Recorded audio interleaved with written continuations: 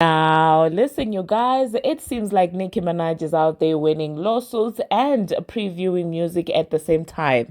And this entire music preview had, Armon and Q fighting on Twitter there. And we're going to be talking about Saweetie. OMG, they are saying in the streets that the icicle is out there creeping with ASAP Rocky. I'm just like, what are you talking about? Now, these are some of the things that we are going to be talking about in this video. Hello, tea lovers, and welcome to the tea vlog.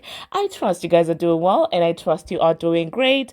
Personally, I am doing great, you guys. I am doing extremely amazing, and I hope you are enjoying your Saturday. And before we dive into today's tea, allow me, you guys, to put you onto this club tea. Oh my goodness. Why didn't I know this earlier? You guys, you should try a clove tea if you haven't tried it. It has absolutely changed my life. Oh my goodness. I love it. I just thought I should share that with you guys. It has me so excited. The aroma, oh my goodness. And don't put any sweeteners as well. So yeah, let's get into today's tea. I just thought I should also share with you guys, this gem that I've recently discovered. So yeah, Nicki Minaj and this blogger Nosy something something. Okay, so back in the day, I think it was in 2022. This woman was out there spilling things that I'm just like, oh my goodness, spewing negativity, okay, over Nicki Minaj. And she went as far as disrespecting, Papa Bear and calling him all sorts of things. And the things that she said, you guys, are very disgusting. I'm just like, listen, you are allowed to not like someone. You are allowed to reprimand an adult. But if you're not bringing a child into your midst, how much of a dark spirit do you have to be? Like, listen, there are a lot of people that we don't like. There are a lot of people whose antics we don't like. But you would never catch us talking about their kids. Like, that's just off limits. Who does that? Who does that seriously? And this woman was out there saying that, well, Papa B is going to grow up, to become an other word and all of these things. And she was also accusing Nicki Minaj of using the C word, okay? And so, honestly, it was just so disgusting. And Nicki Minaj decided to sue this woman, okay? And I remember when Nicki was like, I'm going to sue, she even went ahead and started bragging, oh my God, this and that. And the way that she went at it almost felt like there was somebody behind the scenes who was like, telling her to keep pushing and things like that. But anyway, TMZ is now reporting that, well, Nicki Minaj won the lawsuit, okay? So this is what TMZ wrote. They said Nicki Minaj told you I'm nosy head, settles nosy Hughes suit, okay? And they said Nicki Minaj is probably feeling vindicated because she just settled a lawsuit with a woman who made some wild statements against her, and the woman had to apologize, admit she lied, and not mention Nicki and the C word anymore, or else she will have to pay a big penalty. And I'm just like, but why would you lie about things like that? Like, seriously. And so they said also in the settlement, Green acknowledges everything she said about Nicki using or being on C word was false, and she never had any evidence of Nicki using C and any other substance. In the statement, Green agrees to never mention Petty or Nicki's kid ever again, or say anything more about Nicki and the C word, and she can't retweet any comments about Nicki doing anything or unethical. If Green breaches the agreement, she's on the hook to pay Nicki 50,000 for each offense. And I'm just like, the 50,000, really? Just 50? I honestly wish it had actually been more, because she did not just speak on Kenneth and Nicki Minaj. I mean, she spoke on it. I feel like the penalty could have been heavier with the words that she said about that child. Like, listen, no, man, it had to be more, and it has to be more. I feel like an apology is not enough. Okay. But anyway, let me know in the comment section what you think about that.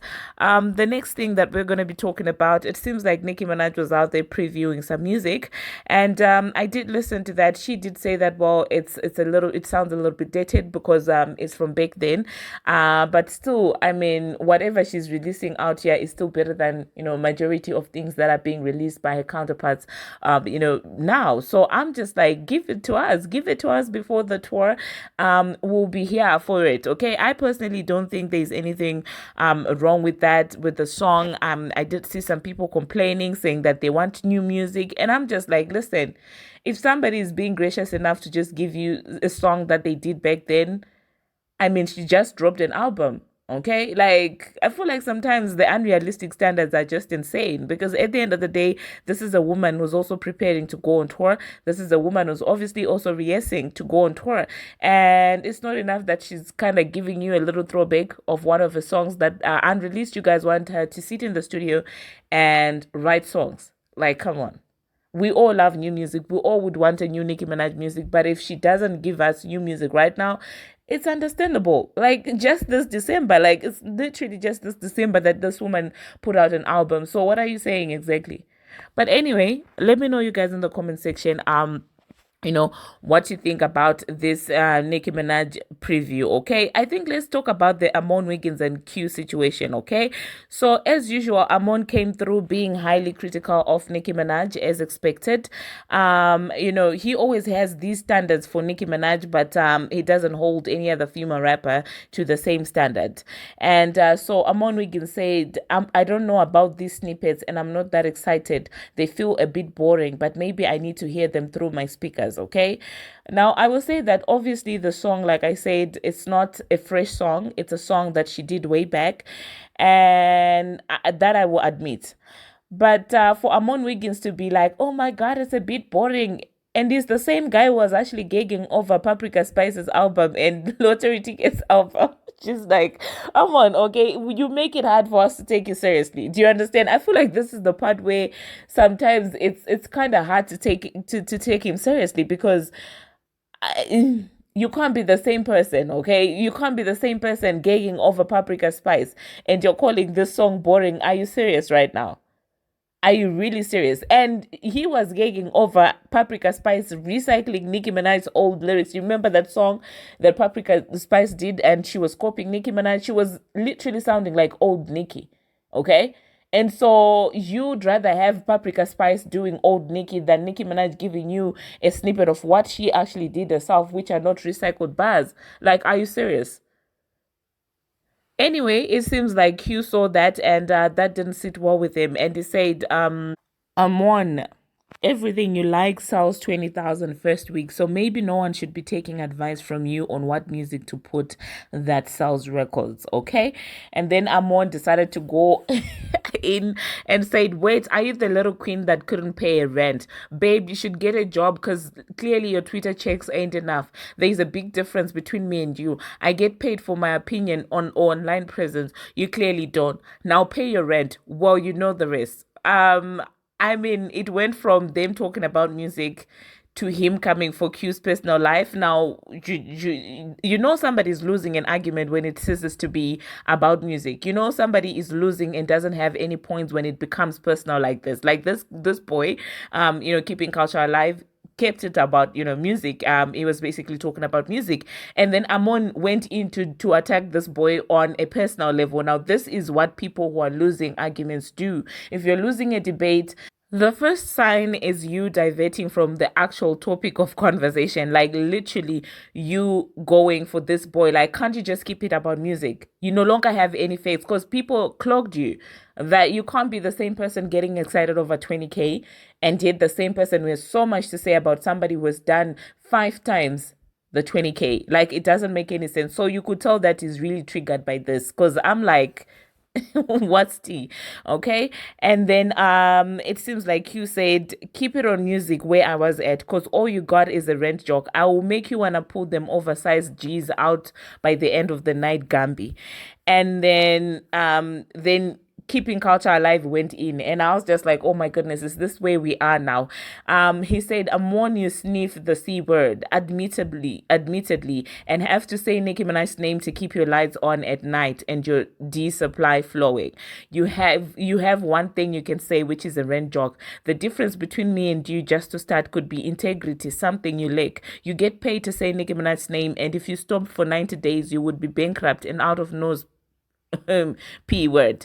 Go run along. Oh my God. I was like, oh my goodness, this man is actually getting red. And personally, I'm just like, you're the one who started it. Okay. You are the one who started going personal. And now this boy is going personal. And so this is what happens when you decide to go beyond, the belt. This is what happens below the belt. This is what happens. Okay. Anyway, let me know in the comment section, you guys, what you think about the exchange between the two over the Nicki Minaj snippet. The next thing that we are going to be talking about, it seems like Nicki Minaj has confirmed that she is not going to be, attending the 2024 VMAs, and I don't think this is surprising. I mean, previously I did do a video when I was telling you that they are trying to get Bongo to host the VMAs just so she can get the same amount of shine like Nicki Minaj, and she's not expecting to get any award this year. So obviously, I do expect that while she will not be attending the VMAs, she also has a tour that's about to start. So obviously, she is a busy person. Now, the next thing that we are going to be talking about, we're going to talk about the Barbz that are always complaining. It seems like there is a certain group of people that for like BM and Tiger and Skilly Bank should not be opening for Nicki Minaj, and they feel like they are not big enough acts for, for Nicki Minaj's tour. Now, I'm just like, who else did you expect to be on the tour? Like, at this point, I feel like some people just complain for the sake of it.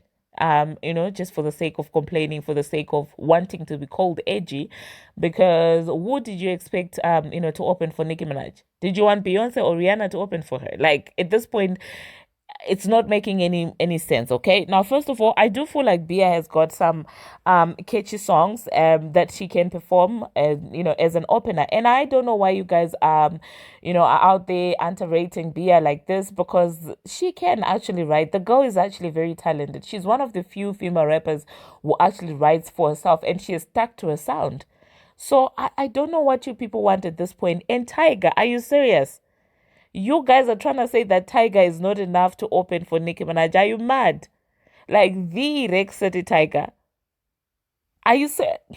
No, you guys cannot be like the Rex City Tiger. You guys, oh my goodness. I really don't understand you guys sometimes, honestly. But let me know in the comment section how you feel about the people who are criticizing the Nicki Minaj opening X. Like, who did you want to open? Okay, the female rap girlies have their own tours. Paprika Spice is touring. Jetavia is touring. Who else? Cousin Sloth is opening for Bongo too. So, which other female rapper did you want to open for Nicki Minaj? Who? I know if she had put Akbar, you people would be complaining as well. Like seriously, at some point, I feel like some of the fans, some of the people that are coming as Barbz right here and calling themselves edgy Barbz, they are ops at this point, and they incite discord, in the camp. That's what I'm beginning to think, because in no way you're telling me that Tiger is a smaller artist to be opening for Nicki Minaj. Are you serious right now? Still speaking about the opening thing, it seems like Bia reacted to the news. She said, so excited, and I found out on my birthday. Like what? So thankful. We're gonna have a time at Nicki Minaj. And so yeah, that being said, also happy birthday to Bia. It was her birthday yesterday, and Nicki responded to that and said by Bia. And I really do feel like Bia just has laid back energy, and she doesn't do too much. Even when they were, called out for Gig City. Remember that time they came out and they performed Super Freaky Girl? She was very laid back, even in the live. And maybe that, personally, I prefer people who are laid back than people who are too much in your face, because sometimes it's kind of difficult to discern who's being genuine and who's not being genuine, honestly. And I like people who don't overdo it. You get what I'm saying? Like people who I'm not gonna mention that have turned out to be, fake, at the end of the day. But anyway, the next thing that we are going to be talking about, my girl Saweetie, the icy girl. Saweetie, you're giving me a headache. Okay, now I do not know how to defend you, because if this is true, then I don't know what to say. But anyway, there is a blind item, and it's out there alleging outrageous things about Saweetie and Rihanna's baby daddy. And this is what it says. It says, these two Cali-born lovebird rappers, YG and Saweetie, who recently got in trouble with the law, are not too happy with each other. And now one of them is out for, the B word, as he's been hearing the sweet tea all over LA about how she gets around town, from talking dirty to one B-list singer, to flirting with the ex-lover producer Quavo, and creeping with the permanent A-list foreign-born singers Rihanna baby daddy ASAP Rocky like a savage. He's quickly seeing that this icy girl has no specific type and isn't interesting in being wifey anytime soon, okay? And then it says YG, Saweetie, Quavo, Rihanna, ASAP Rocky, okay? And yeah, I mean, Saweetie does have a type. I mean, she told us that she has a type, and her type is 8 figures and an 8-inch long D, okay? And with all these people that have been mentioned here, I think they all have 8 figures. I don't know about the 8 inches, but when it comes to the figures, they do meet the specifications for Saweetie. But all jokes aside, you guys, oh my goodness, I am not believing this. I really don't think that ASAP Rocky would fumble Rihanna over Saweetie. I'm refusing to believe that.